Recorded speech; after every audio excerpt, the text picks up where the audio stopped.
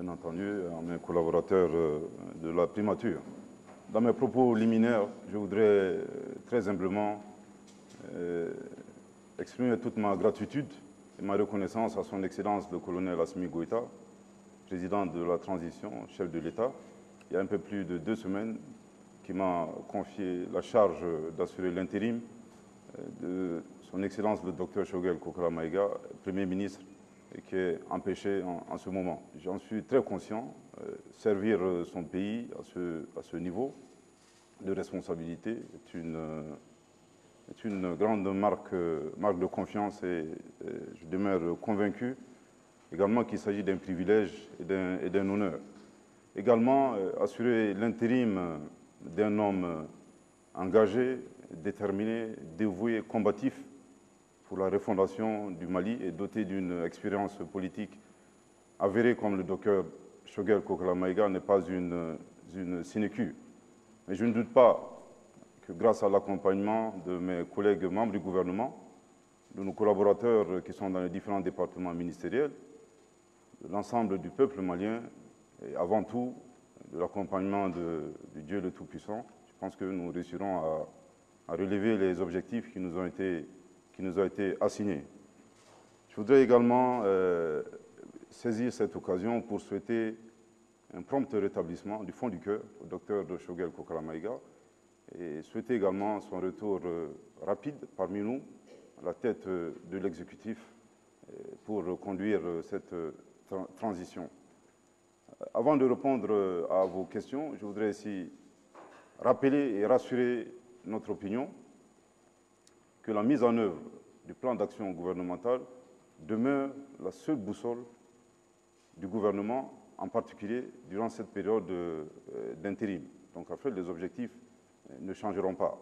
Pour plus de précision, nous avons un plan d'action gouvernemental qui a été présenté par le Premier ministre, le Dr Choguel Kokala Maïga, devant le Conseil national de transition, validé par notre organe législatif.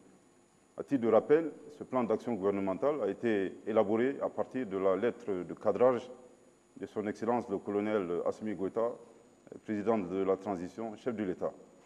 Et ce PAG comporte, à titre de rappel toujours, 4 axes, à savoir le renforcement de la sécurité sur l'ensemble du territoire national, les réformes politiques et institutionnelles, l'organisation des élections générales, la promotion de la bonne gouvernance et l'adoption d'un pacte de stabilité. Dedans, nous avons 9 objectifs, 64 actions et 108 indicateurs. En tout cas, jusqu'à présent, je voudrais encore une fois rassurer notre opinion que notre volonté dans la mise en œuvre de ce PAG demeure intacte et nous le ferons de manière très acharnée, bien entendu avec beaucoup de conviction. Voilà un peu ce que je voulais dire dans mes propos liminaires. Merci, Monsieur le Premier ministre. On a donc compris que votre action s'inscrit dans la continuité. Votre arrivée à la primature a été saluée par beaucoup d'acteurs politiques qui louent notamment votre sens du dialogue et vos qualités de rassembleur. Rassembler les Maliens, on le sait, ce n'est pas la tâche la plus facile par les temps qui courent. Le président de la transition a toujours prôné l'inclusivité. Quelle est sa vision de cette inclusivité et quelle est votre recette en la matière? Merci infiniment. En tout cas, je félicite l'ensemble de mes compatriotes qui jusqu'à présent nous ont fait confiance. Mais je pense que le premier principe de cette inclusivité, c'est la transparence et la sincérité. Il est très important de mettre tous les sujets, même les sujets les plus fâcheux, sur la table. En tout cas, l'instruction que nous avons reçue de la part de son Excellence, le colonel Assimi Goïta, président de la transition, chef de l'État, c'est d'atteindre tous les objectifs qui nous ont été assignés dans le plan d'action gouvernemental en réunissant les fils et les filles du Mali. Comme vous l'avez dit, ce n'est pas très facile, mais la tâche n'est pas non plus impossible. Je voudrais juste ici rappeler que compte tenu de cette recherche, qui est un principe constant, l'inclusivité et la recherche du consensus, le gouvernement a la double obligation de continuer à rassurer ceux qui ont fait confiance, en tout cas ceux qui croient et ceux qui sont convaincus par la démarche de la transition. Et nous devrons mériter cette confiance en posant des actes très concrets qui s'inscrivent justement dans la refondation du Mali. En revanche, nous savons, en tout cas c'est notre point de vue, qu'il n'y a pas d'opposant à la transition. Nous avons des compatriotes qui doutent, qui ont des interrogations. Nous avons besoin de les rassurer. Nous avons également besoin de l'accompagnement de nombreux Maliens qui sont convaincus par la marche et par les objectifs de la transition. Voici un peu notre démarche. Encore une fois, il est très important de le dire. Ne cédons pas au démon de la division.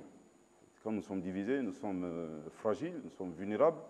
Et quand nous sommes divisés, malheureusement, les objectifs qui nous ont été assignés seront, disons, atteints très difficilement. Il est très important d'avancer en rang serré, comme nous le conseille d'ailleurs notre devise, un peuple, un but, une foi. En tout cas, c'est l'instruction que nous avons reçue de la part du chef de l'État. Et durant cette période intérimaire, et bien avant la période d'intérim comme chef du gouvernement, c'était également la même démarche prônée par son Excellence le docteur Choguel Kokala Maïga. Donc, notre volonté est de demeurer dans le sillage tracé par le Premier ministre, le chef du gouvernement, le docteur Choguel Maïga. Alors, parlant d'objectifs, vous avez évoqué les axes du programme d'action gouvernementale. Monsieur le Premier ministre, le plus grand défi sans doute du moment est le défi sécuritaire. Depuis un certain temps, on assiste à ce qu'il est convenu d'appeler une montée en puissance des FAMA sur le terrain. Comment appréciez-vous aujourd'hui le chemin parcouru? Est-ce que la victoire sur les forces du mal se dessine? Les autorités de la transition demeurent très préoccupées par la situation sécuritaire. Avant d'en dire plus, je voudrais saisir cette occasion pour rendre un vibrant hommage à l'ensemble des victimes de l'insécurité au Mali, victimes maliennes comme étrangères, victimes civiles comme militaires. Qu'Allah les accepte au paradis. Avant d'aller peut-être plus en détail dans les réponses, il est très important que nous ayons la même perception de la menace. Ce qui se passe actuellement au Mali est unique dans le monde. Vous verrez difficilement un pays dans lequel se superposent et se déroulent simultanément 4 types d'insécurité. Le terrorisme, le conflit communautaire, c'est manipulé par des groupes terroristes avec des sponsors étatiques étrangers, la criminalité transnationale organisée et des individus isolés qui appartenaient à des groupes rebelles qui sont aujourd'hui, fort heureusement, signataires de l'accord pour la paix et la réconciliation issu du processus d'Alger. Voici un peu le portrait et la situation dans laquelle nous sommes.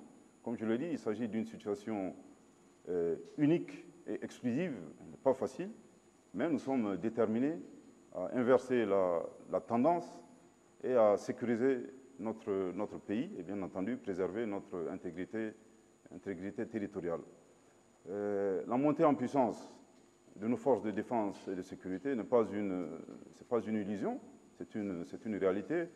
Malheureusement, nous entendons des commentaires négatifs et autres, mais nous sommes convaincus, et cela est vérifiable sur le terrain, qu'il y a une inversion de la tendance. Aujourd'hui, nos adversaires et nos ennemis sur le terrain doutent. La situation sécuritaire, aujourd'hui, elle n'est pas peut-être reluisante, mais il faudrait le dire, elle n'est pas non plus pire que ce qu'on avait il y a quelques années. Donc, il s'agit d'une situation qui est en amélioration constante. En tout cas, pour les personnes qui pensent qu'il n'y a pas d'amélioration, personnellement, le gouvernement souhaite voir son verre à moitié plein que le verre à moitié vide. Le renforcement des capacités opérationnelles des FAMA, nous le voyons tous les jours. Il s'agit d'un effort très substantiel de la part d'un pays comme le Mali, qui a connu des situations financières peu reluisantes également. L'amélioration des conditions de vie et de travail des forces de défense et de sécurité également est une réalité. J'en veux pour preuve l'harmonisation des grilles salariales, la construction d'un hôpital militaire qui est en cours, et bien entendu le démarrage et la fonctionnalité aujourd'hui d'une école de guerre. Donc les recrutements se poursuivent, le renforcement des capacités également. Donc je pense que le cap est bien maintenu. La victoire finale sur nos ennemis, c'est un processus, il faudrait le dire. Le terrorisme n'est pas une menace comme les autres, c'est une menace très perfide, assez compliquée. Mais le plus important, c'est d'engager une lutte sans merci. Je pense qu'aujourd'hui, nos forces de défense et de sécurité, que je salue ici pour leur engagement, sont résolument engagés dans cette dynamique-là. Sécuriser les territoires avant les échéances électorales, c'est un pari tenable?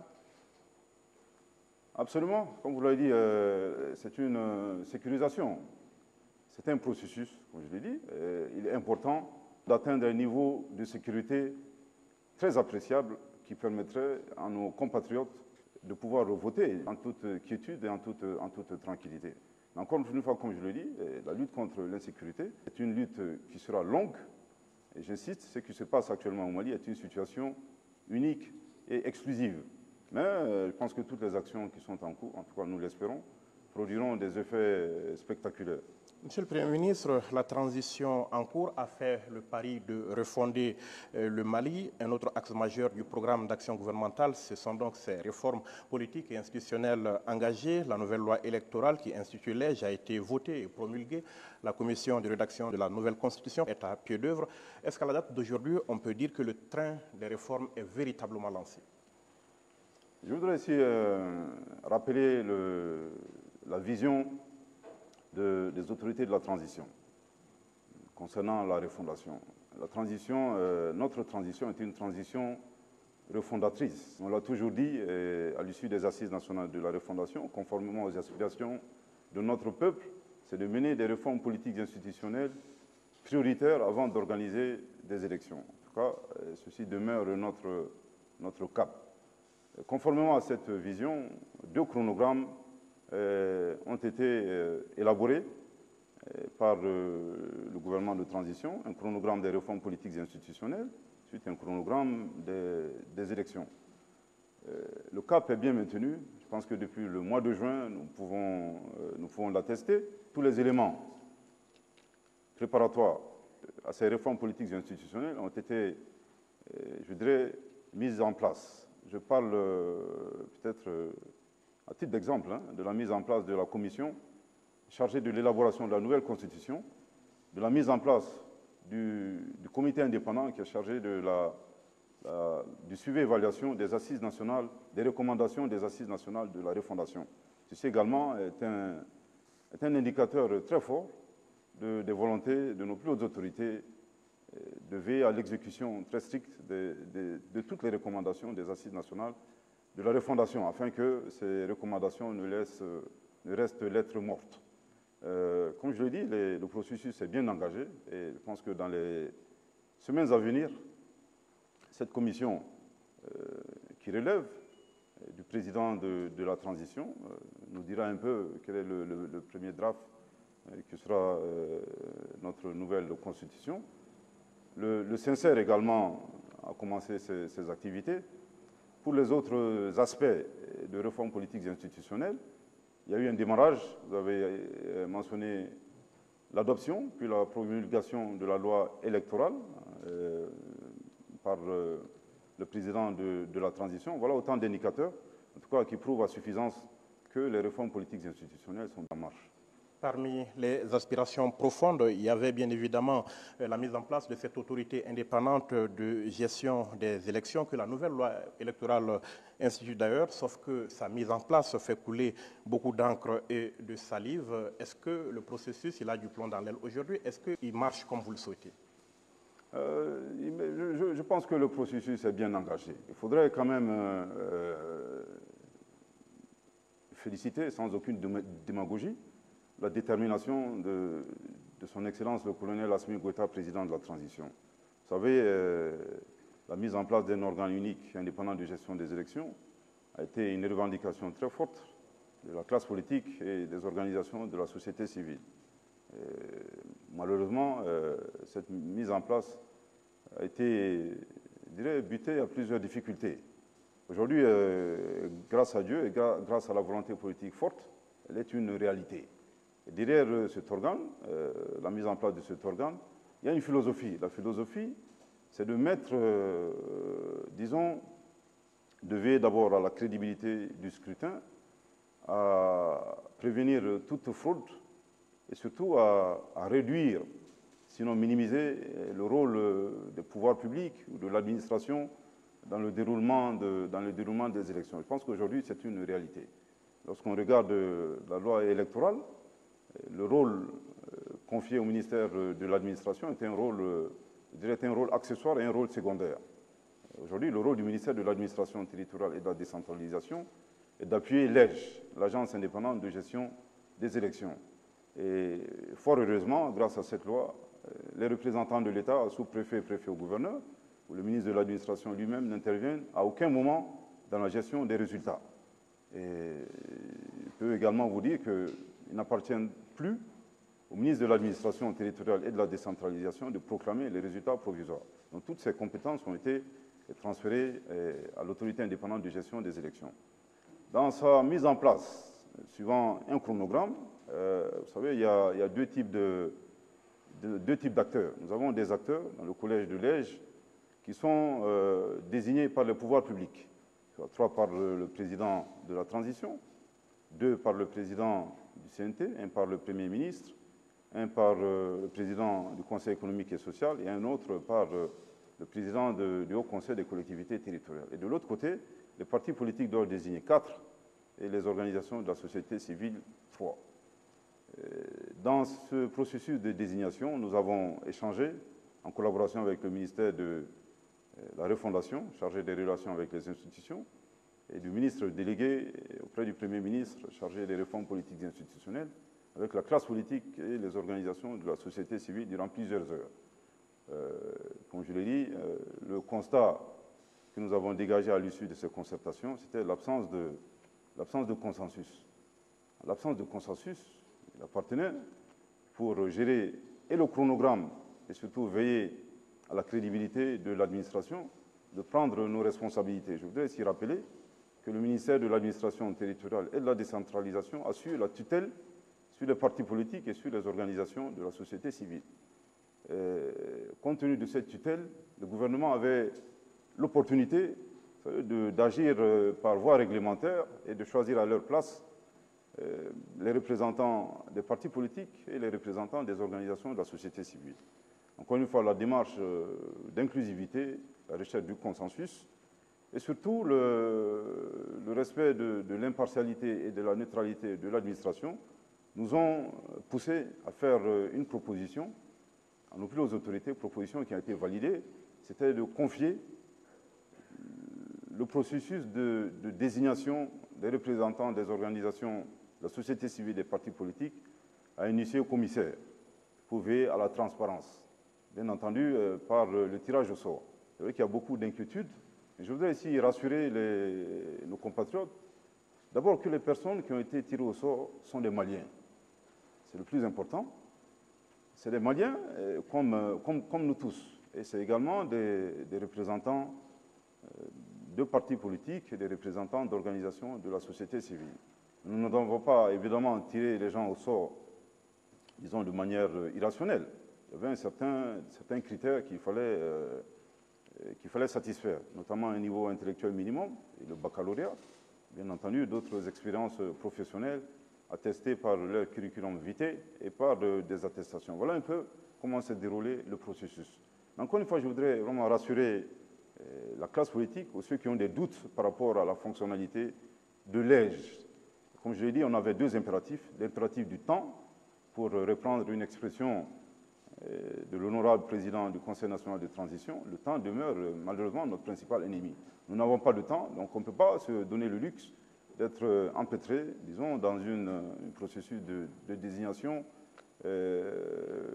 infini. À un moment donné, il fallait trancher pour avancer. Parce qu'au final, le gouvernement restera redevable de la mise en œuvre et surtout du chronogramme et surtout justifier un peu toutes ces pertes de temps.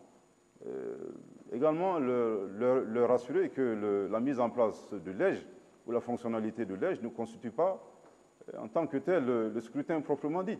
Il s'agit d'un organe qui est là pour veiller à la crédibilité et à la bonne organisation des élections. Donc vraiment, je tiens à les rassurer par rapport à cet aspect. C'est une œuvre humaine, tout n'est pas parfait, mais je pense que nous avons choisi la plus bonne solution pour notre pays, qui prendrait en compte à la fois les impératifs légaux et surtout prendre également en compte les nécessités de cohésion, de consensus, et surtout de maintien de l'ordre public. Alors, la finalité de l'ensemble du processus, c'est bien évidemment ce retour à l'ordre constitutionnel après un certain nombre de scrutins, dont la présidentielle, prévue donc en février 2024. Où en êtes-vous avec la préparation de ces différentes échéances et le chronogramme de la transition globalement? Merci. Nous sommes bien avancés. Nous travaillons peut-être à l'abri de caméras et de beaucoup de publicité. Je voudrais ici rappeler qu'à la demande des autorités de la transition, un comité conjoint de suivi du chronogramme a été mis en place. Ce n'est pas une imposition, ça vient de nous-mêmes. Nous l'avons proposé par souci de transparence et de rigueur. Et dans cet organe conjoint, il y a bien entendu les 4 ministères, le ministère de l'administration territoriale et de la décentralisation, le ministère de la refondation chargé des relations avec les institutions, le ministère des Affaires étrangères et le ministère délégué auprès du Premier ministre chargé des réformes politiques et institutionnelles. Et de l'autre côté, nous avons le comité local de suivi, la CEDEAO, la Communauté économique des États d'Afrique de l'Ouest, la mission de l'Union africaine au Mali, MISRAEL, et la MINUSMA. Donc régulièrement, à un niveau technique et au niveau ministériel, nous nous rencontrons pour faire un peu le point sur le suivi du chronogramme.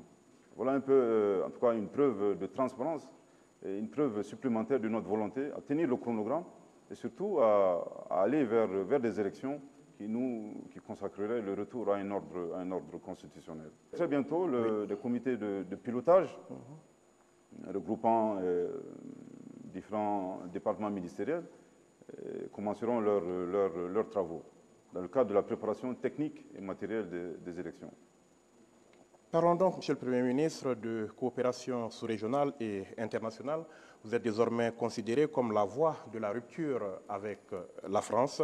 Barkhane a finalement achevé son retrait, mais le Mali a introduit une plainte donc, contre les agissements de la France à l'ONU. Avez-vous eu la suite que vous attendiez par rapport à cette démarche? Merci infiniment. Je trouve quand même un peu, disons, dommage que les autorités de la transition soient perçues comme des autorités de rupture. Le Mali n'a aucune intention, aucune volonté de croiser le fer avec quiconque que ce soit. Historiquement et culturellement, nous avons toujours échangé avec le monde. Nous n'avons jamais voulu vivre en autarcie. Mais ceci dit, comme je l'ai dit, nous sommes dans une transition refondatrice.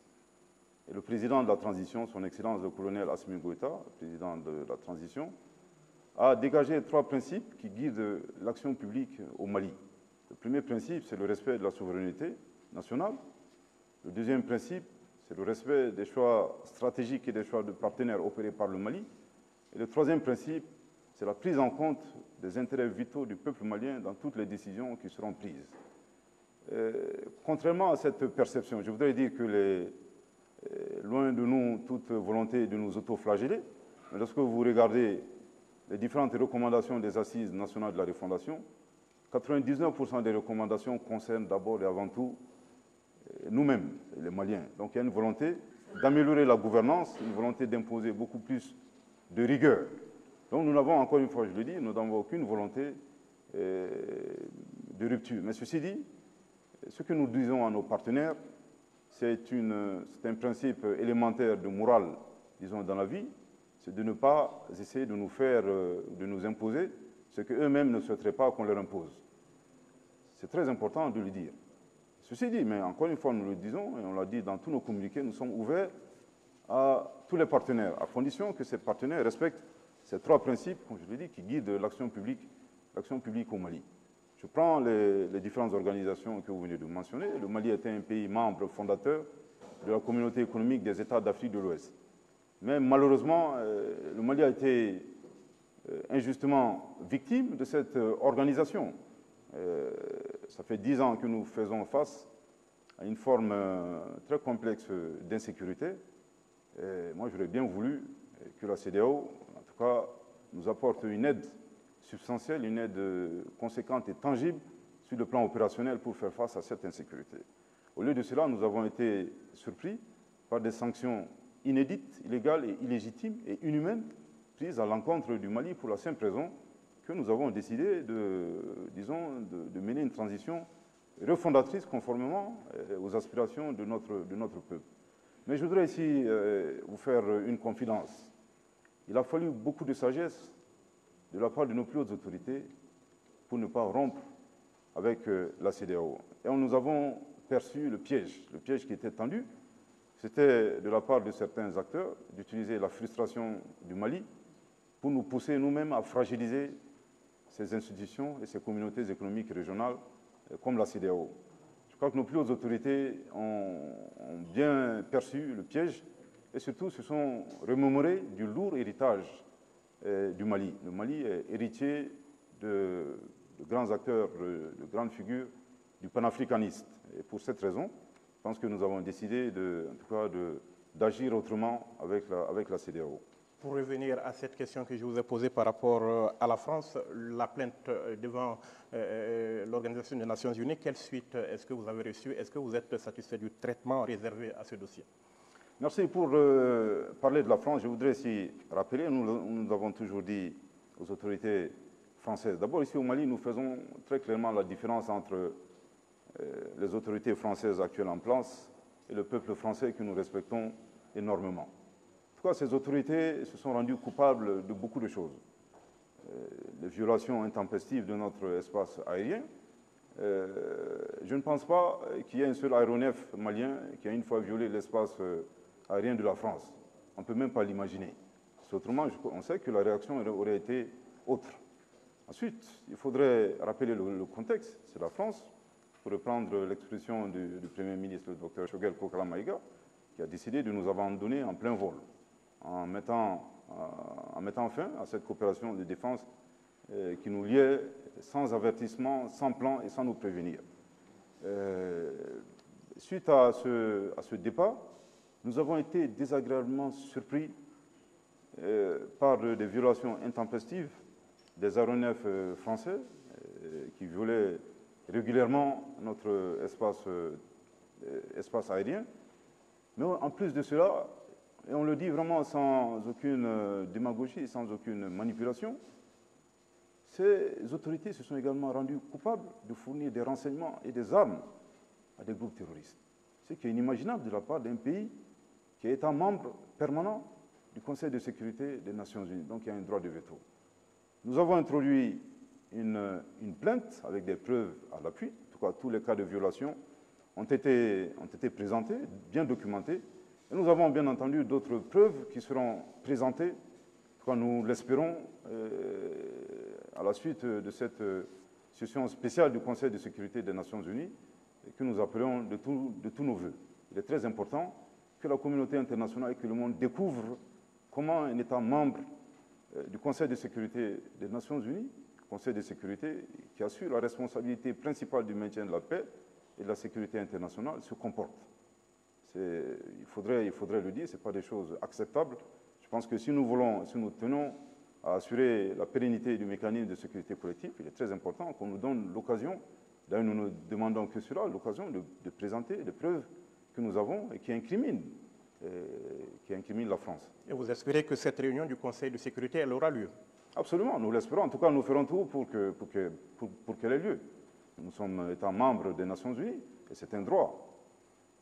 Alors, Monsieur le Premier ministre, ces derniers jours s'est tenue à Lomé la réunion du groupe de suivi et de soutien à la transition malienne. Votre ministre des Affaires étrangères, si je ne m'abuse, parlait de normalisation avec les partenaires. Vous parliez tout à l'heure de la CEDEAO. Est-ce que désormais le Mali marche avec ses partenaires de la sous-région main dans la main? Je voudrais aussi rappeler que nous n'avons jamais été en rupture, disons, de dialogue ou de belligérance ou d'adversité ou d'affrontement avec la CEDEAO. Même pendant les pires moments de notre histoire, et durant ces sanctions inhumaines, inédites, illégales et illégitimes, il y avait toujours ce dialogue qui a été maintenu avec la CEDEAO. Mais comme on dit, il est très important. On l'a rappelé, je pense que durant cette réunion de Lomé, le ministre des Affaires étrangères a également rappelé d'abord ces trois principes qui guident désormais l'action publique au Mali, principes formulés par le président de la transition. Nous sommes très jaloux du respect de notre souveraineté également du respect de nos choix stratégiques et de nos choix de partenaires. On ne va pas accepter qu'un autre État vienne nous dire avec qui il faudrait commercer ou pas traiter. Nous sommes ouverts à tout le monde. Nous ne sommes pas, disons, embrigadés dans des guerres idéologiques qui nous sont étrangères. Nous avons nos propres problèmes. Et le troisième principe, comme je l'ai dit, c'est la prise en compte des intérêts vitaux du peuple malien dans les décisions qui seront prises. Et subséquemment à ces trois principes, nous n'accepterons plus dorénavant de conditionnalité.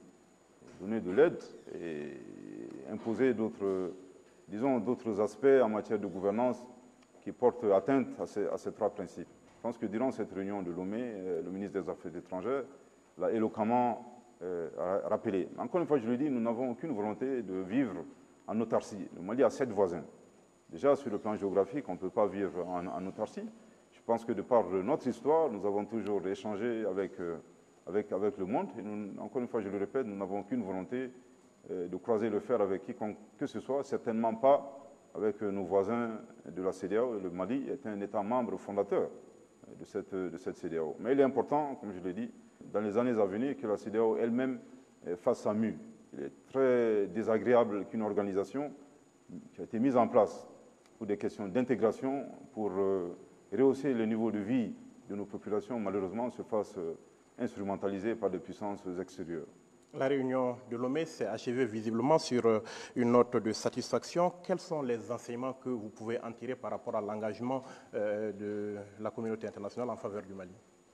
Merci. Je pense que les résultats de cette réunion de Lomé sont autant d'indicateurs, contrairement à ce que certains partenaires disaient, et que le Mali est très sincèrement, en toute franchise, engagé dans le retour à l'ordre constitutionnel.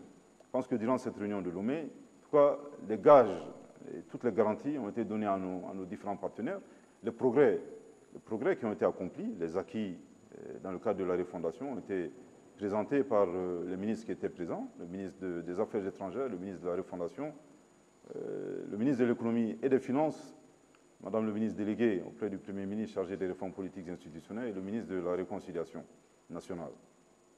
Parlons toujours de Lomé, Monsieur le Premier ministre. Lomé, d'où se mène aussi la médiation sur le sort des 49 soldats ivoiriens interpellés chez nous ici au Mali. 49 au départ, désormais 46. Des voix se sont élevées, vous les avez sans doute entendues, pour demander un compromis, pour éviter de mettre en péril les relations entre les deux pays. Sommes-nous proches aujourd'hui d'un dénouement sur cette question? Merci infiniment. C'est avec beaucoup de précautions que je parlerai de ce dossier. Rappelons-le qu'il est un dossier judiciaire. Je ne parlerai pas du volet judiciaire. Et nous respectons l'indépendance de la justice. Mais je voudrais juste dire, disons, les aspects de cette crise avant l'ouverture de l'enquête. Vous savez, quand le gouvernement a communiqué, malheureusement, une grande partie de notre opinion ne nous croyait pas. C'est une réalité. Mais je voudrais dire que dans cette volonté d'améliorer la gouvernance, le gouvernement de la transition ne ment pas. Vous savez, quand nous faisons des communiqués, c'est avec beaucoup de certitude, beaucoup d'engagement et beaucoup de vérification. Et concernant ce dossier, qui est regrettable, je pense que le communiqué des autorités ivoiriennes, quelque part, nous conforte dans notre position. Encore une fois, je le dis, quand vous regardez, vous passez en revue les recommandations des Assises nationales de la refondation, 90% des recommandations concernent le Mali et les Maliens d'abord, et que nous avons décidé d'imposer beaucoup plus de rigueur sur nous-mêmes. Et forcément, pour certains partenaires, ils sont, disons, obligés, en tout cas nous le demandons très respectueusement, de respecter les principes qui guident l'action publique dorénavant. Il est inacceptable que 49 militaires débarquent dans un pays sans autorisation, sans avertissement, avec des armes, et qu'on trouve cela normal. Je pense que, quelque part, la réaction de l'aMINUSMA et des Nations Unies nous réconforte dans notre position. Voilà un peu ce que je pouvais dire concernant ce dossier, encore une fois, je le rappelle, qui est un dossier judiciaire. Mais si vous le permettez, il y a une médiation qui est en cours. Est-ce que la suite, elle va être exclusivement judiciaire, politico-judiciaire ou politique? Il y a une médiation qui est en cours. Il y a certains aspects de la médiation que je n'évoquerai pas ici.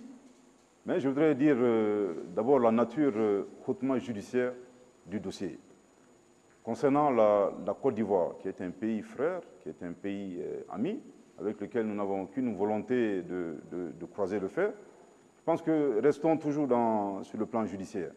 Vous vous souviendrez que la justice malienne a émis des mandats d'arrêt internationaux contre certains de nos compatriotes qui vivent en Côte d'Ivoire. Et nous avons également été surpris de voir que certains de nos compatriotes vivant en Côte d'Ivoire, malheureusement, utilisent la Côte d'Ivoire comme, je ne vais pas parler de base arrière, mais en tout cas comme terrain, en vue d'attaquer ou de perturber la transition, ce qui est regrettable. Encore une fois, je le dis, je ne sais pas quelles seront exactement disons, toutes les dimensions de la médiation. Encore une fois, je le répète et j'insiste, il s'agit d'un dossier éminemment judiciaire. Terminons, Monsieur le Premier ministre, par le coût de la vie, des carburants aux denrées. Les prix n'ont cessé de flamber ces derniers mois, pas seulement chez nous au Mali d'ailleurs, affectant le pouvoir d'achat des populations. Le gouvernement a pris bien évidemment un certain nombre de mesures, mais les mesures prises ont-elles produit les effets, les fruits que vous attendiez? Vous savez, pour cette question, il faudrait rappeler le contexte national et international. Nous venons, en tout cas, d'une crise de plus de 10 ans de crise. En tout cas, nous nous battons tous les jours pour en ressortir. Au cours de cette crise, nous avons été frappés de plein fouet, pas seulement nous, mais le monde entier, par la crise sanitaire de la Covid-19. Avant même la fin de la crise de la Covid-19, il y a eu, disons, cette situation de tension entre la Russie et l'Ukraine. Forcément, vous savez, tous ces éléments ont une influence négative sur les prix. Mais les autorités de la transition ont fait beaucoup de sacrifices, ont renoncé à une part importante d'impôts, de fiscalité, en accordant beaucoup de subventions, afin que nos marchés soient bien approvisionnés. Ceci dit, ce n'est pas facile, mais encore une fois, les efforts sont en cours pour que nos compatriotes puissent avoir accès à ces produits de première nécessité à un prix abordable. Mais ce que nous déplorons, c'est une augmentation anarchique, une augmentation illégale du prix de certains produits de première nécessité. Le ministère de l'Industrie et du Commerce, en collaboration avec le ministère de la Sécurité et de la Protection civile, mène des sorties sur le terrain afin que les opérateurs économiques, en tout cas les commerçants détaillants, veillent à respecter les prix plafonds qui ont été arrêtés d'un commun accord avec le gouvernement et les différents opérateurs économiques. En tout cas, ces efforts également se poursuivront, mais je profite de cette occasion pour rappeler nos compatriotes opérateurs économiques à une mobilisation générale et surtout à veiller à se faire beaucoup plus de rigueur afin de maintenir les prix, disons, à un niveau normal. Et surtout, inviter, disons, les uns et les autres à éviter de faire de la rétention de produits, malheureusement, qui entraînerait une augmentation du prix, par exemple, d'un seul produit, mais avec un effet d'entraînement, peut-être une augmentation anormale et anarchique du niveau de vie. Les dispositions, elles sont prises aujourd'hui pour que les efforts que vous avez consentis au niveau gouvernement se ressentent vraiment sur le panier de la ménagère. Absolument. Comme je l'ai dit, toutes les vérifications et les contrôles effectués par le ministère de l'Industrie et du Commerce, dont le bras armé opérationnel, la Direction générale du commerce et de la concurrence, qui sont appuyés par les éléments de force de défense et de sécurité, afin de s'assurer que les prix affichés par les opérateurs économiques soient les prix auxquels ces opérateurs et ces commerçants détaillants cèdent les différents produits à nos compatriotes. Évidemment, il y a d'autres dispositions qui sont en cours pour acheminer les produits de première nécessité qui sont stockés au niveau de plusieurs ports. Nous sommes donc au terme de cet entretien, mais avant de le boucler définitivement, on va vous demander quel message vous avez peut-être à l'endroit des Maliens qui ne sont bien évidemment pas indifférents à la marche de la transition et peut-être à l'endroit aussi de nos partenaires. Le message que je voudrais dire, je voudrais rassurer nos compatriotes que le gouvernement de la transition n'a pas pour vocation de faire, disons, de chercher les responsables ou les coupables de ces 30 ans de dysfonctionnement de la démocratie. Nous faisons un constat qui est très objectif. 30 ans de démocratie, tout n'est pas négatif. Et nous en sommes très conscients et nous nous en félicitons. Mais au moment du bilan, force est de constater, je pense que ce constat sera partagé unanimement, il y a beaucoup plus de dysfonctionnement que de bonnes actions. C'est la raison pour laquelle nous sommes dans une crise. Et je ne parle pas des individus qui ont des dossiers judiciaires, ceci relève de la justice, et bien entendu, ces individus répondront de leurs actes devant les justices et devant notre justice. Mais il est très important de préciser que nous n'avons pas vocation à jeter l'opprobre sur les personnes qui ont apporté à ce pays, en tout cas tout ce qu'ils pouvaient. Je crois que ceci appartient aux historiens de faire un peu le bilan des dysfonctionnements de la démocratie. Nous, notre volonté, c'est de sortir du guêpier dans lequel nous sommes. Il est très important de préciser que personne ne s'en sortira seul. Ce qui explique la volonté d'inclusivité recherchée, en tout cas qui nous a été imposée par le président de la transition. Nous nous attellerons à aller toujours vers cette inclusivité. Encore une fois, comme je l'ai dit, notre volonté n'est pas de vaincre, mais de convaincre les sceptiques et ceux qui ont des doutes. Et pour cela, nos portes sont grandement ouvertes, pas seulement mes portes, mais également les portes de tous les membres du gouvernement pour expliquer. Chaque action, il y a une explication. Peut-être que bon, les uns et les autres peuvent critiquer, forcément, peut-être qu'ils n'ont pas tous les éléments en main, mais nous sommes disposés à expliquer. En tout cas, nous ne nous lasserons jamais d'expliquer par la pédagogie, dans la courtoisie la plus totale à nos compatriotes qui sont sceptiques. Et pour cela, nous demandons également à nos compatriotes qui sont convaincus par la marche de la transition de nous aider à convaincre les plus sceptiques et ceux qui ont des doutes. Il ne peut pas y avoir d'opposants à une transition. Quand vous regardez ces recommandations magnifiques des Assises nationales de la refondation, ce sont des recommandations qui vont dans le sens de l'intérêt général et bien entendu de notre bien commun. Concernant nos partenaires, encore une fois, comme je l'ai dit, nous n'avons aucune volonté de croiser le fer avec quiconque que ce soit, mais nos partenaires doivent comprendre que le principe moral élémentaire qui guide nos rapports demeure le principe de l'empathie. On ne peut pas accepter qu'ils nous imposent des choses qu'ils refuseraient eux-mêmes, disons, d'appliquer à leur population. Et encore une fois, je le réitère, les trois principes définis par le président de la transition, à savoir notre souveraineté qui doit être respectée, et nos choix stratégiques et de partenaires, et bien entendu la prise en compte des intérêts du peuple malien, doivent fondamentalement et scrupuleusement être respectés.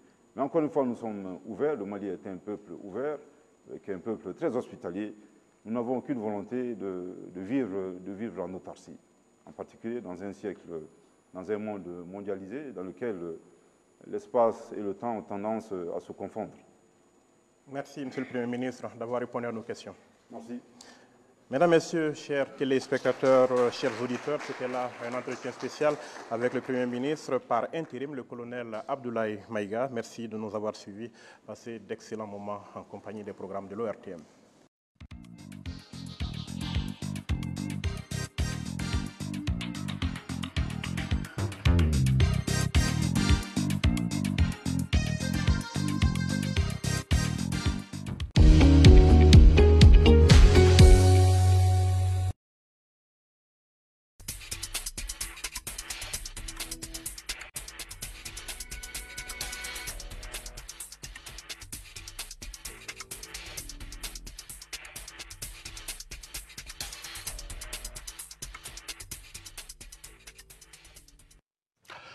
Très heureux de vous retrouver dans ce numéro de performance sur ORTM 1 en ce vendredi 9 septembre 2022. Basketball playoff, les dames de l'AS Police et les hommes du Stade malien de Bamako sont sacrés champions et championnes au terme du playoff 2021-2022. Coupe ORTM, les demi-finales démarrent ce samedi et c'est la veille d'armes au niveau des différents états-majors. Supercoupe Assimi Goïta, il en sera question, ainsi que d'autres éléments et bienvenue. D'abord en nouvelle, tournoi UFOA en Mauritanie, le Mali ne sera pas de la phase finale de la CAN Junior en 2023 en Égypte. En demi-finale du tournoi UFOA qualificatif pour la CAN Junior, Les Aiglons ont été battus ce vendredi par les Scorpions juniors de la Gambie, 4-2 à la séance des tirs au but. Temps réglementaire et prolongation, le score était de 1 but partout pour la deuxième fois d'affilée. Le Mali ne sera pas de la phase finale de la CAN junior. En tout cas, une véritable contre-performance aujourd'hui pour cette catégorie qui avait fait la fierté de notre pays. Donc, élimination aujourd'hui du Mali au compte du tournoi qualificatif zonal en Mauritanie en demi-finale. Les neutres ont été battus à la séance des tirs au but 4-2 par la Gambie. Compétition africaine des clubs. Le Djoliba AC joue son match aller du tour préliminaire de la Ligue africaine des champions. C'est samedi en Guinée équatoriale contre Deportivo Mongomo. Quant à l'AS Real de Bamako, elle joue son match aller du tour préliminaire de la Coupe de la Confédération le 13 septembre prochain. Il s'agit de mardi, ça sera à Cotonou contre l'AS Douane du Burkina Faso. En partance en Australie pour la Coupe du monde de basketball, les Aigles Dames ont reçu le drapeau national des mains du ministre en charge des sports. Le chef du département des sports, lors de la cérémonie, a payé les primes de 2019 et de 2021 des Aigles Dames. L'équipe nationale des sourds a aussi reçu sa prime du championnat d'Afrique des nations de football Kenya à 2021. Les détails de la cérémonie avec Abdul Karim Kaba. Avant son départ pour la Coupe du monde féminine Australie 2022, l'équipe nationale dames de basketball a reçu le drapeau national. La Coupe du monde, c'est du 22 septembre au 1er octobre prochain. On tient à vous remercier et remercier la Fédération malienne du basket. Et on est prête pour aller en Australie pour défendre les couleurs du Mali et on a besoin du soutien du peuple malien. À travers ce geste, le ministre de la Jeunesse et des Sports transmet ainsi le soutien et l'accompagnement de tout le peuple malien à l'équipe nationale féminine de basketball. Depuis le jour où on a engagé l'équipe nationale féminine du basket à la Coupe du monde, on a accepté. Depuis ce jour, on a mis les petits plats dans les grands pour que vous puissiez aller en Australie avec le moral d'abord et ensuite avec les meilleures conditions. Comme vous le savez, les compétitions internationales sont toujours rudes, sont toujours dures. Elles exigent de la ténacité, de l'engagement, du dévouement et surtout de la solidarité entre vous. C'est l'ensemble du peuple malien, des autorités maliennes qui comptent sur vous. En vous le remettant, vous avez une obligation, celui de vous battre jusqu'au bout pour amener le Mali le plus loin possible. Au nom de la Fédération malienne de basketball, tous nos remerciements, nos vifs remerciements, parce qu'il fallait le faire. La Coupe du monde n'est pas donnée à n'importe qui. Vous l'avez accepté, vous avez tenu votre parole. On vous remercie, on vous remercie. Tout le monde ne va pas à la Coupe du monde tous les jours. Par la même